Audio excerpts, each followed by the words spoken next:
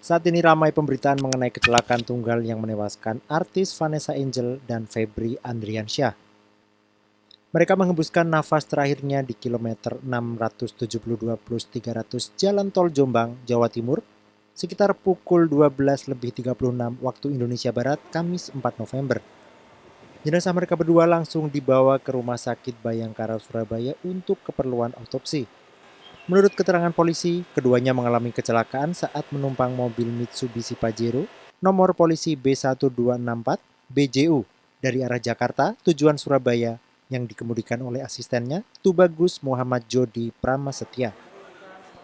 Di dalam mobil itu juga ditumpangi Gala Sky Adriansyah, putra Vanessa yang masih berusia 1 tahun 7 bulan, serta asisten rumah tangga Siska Lorenza.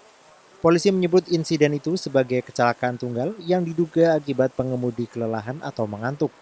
Kondisi pengemudi, putra Vanessa dan asisten rumah tangganya diinformasikan selamat hanya mengalami luka ringan. Polisi menyatakan akan memeriksa pengemudi Tubagus Muhammad Jody Pramastia. Asisten Vanessa Angel itu bisa menjadi tersangka karena akibat kelalaiannya menyebabkan kecelakaan yang menewaskan 2 orang korban. Posisi korban yang jelas kalau data awal sementara ya, tapi saya nggak mau mendahului dari teman-teman lalu lintas.